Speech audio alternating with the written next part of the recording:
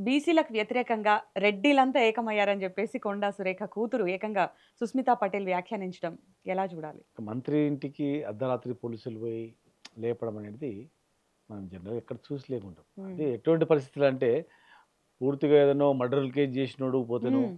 లేకపోతే ఇంకేమన్నా అది మైనర్‌లని కిడ్నాప్ చేసినోళ్ళు, రేప్ హ్మ్. కేసులు చేసినోళ్ళు, లేతే అల్లకల్లోలం చేసి పోయి దాసిపెట్టుకున్నాడంటే ట్రేస్ ఔట్ చేసి, ఇక్కడ ఉన్నాడు అని చెప్పి అంత పెద్ద ఎత్తున చేసుకొని పోతారు. వాళ్ళు ఆడికి పోయిండ్రంటే ఏంది ఖచ్చితంగా వాళ్ళు కాల్ రికార్డు అవన్నీ తీసింటారు అవన్నీ. తీసింటారు. జనరల్‌గా మంత్రి అంటే పోయుండొచ్చు. హ్మ్. కానీ ఏకంగా మంత్రి ఇంటికి అర్ధరాత్రి పోయిండంటే ఆ సిట్యుయేషను క్రైమ్ అంత పెద్ద క్రైమ్ ఉండాల. ఆవిడ ఒక వీడియో కూడా రిలీజ్ చేశారు సుస్మిత. ఇంటి పోలీసుల ప్రహరీ చుట్టూ నేనొక్కదాన్నే ఉన్న ఇంట్లో లోపల అమ్మ లేరు, నాన్న లేరు. నేనొక్కదాన్నే ఉన్న ఇంట్లో. అసలు ఎందుకు మమ్మల్ని ఇట్లా టార్గెట్ చేస్తున్నారని చెప్పేసి. జనరల్‌గా పోలీస్ వాళ్ళు ధైర్యం చేయరు పోవడానికి.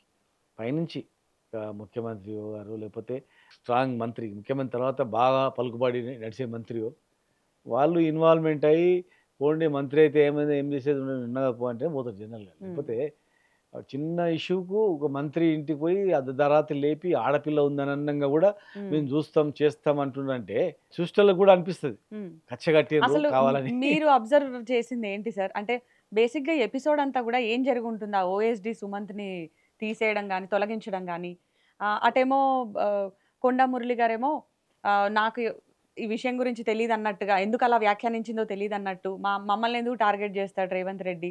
ఎమ్మెల్సీ గూడా ఇస్తా అన్నారు అన్న టైప్‌లో నడుస్తుంది. ఏం జరిగుంటదని ఇప్పుడు మీరనుకుంటున్నారు? అక్కడ మొత్తం జరిగేది డబ్బులదే. హ్మ్. పంపకాల కాడ లేదంటే హ్మ్. ఫైనాన్షియల్ ఇష్యూస్‌లే ఉంటది 100% దాంట్ల. సో, వాళ్ళలో వాళ్ళకొచ్చిన పంపకాల తేడా అంటారా?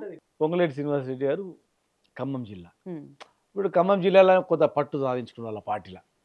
జనంలో పోయిందనుకోండి, పార్టీలో పట్టు సాధించుకున్నారు. ఇప్పుడు అట్లే వరంగల్ గూడా హ్మ్. క్యాప్చర్ జేయాలి. వాళ్ళ బంధువులున్నారు.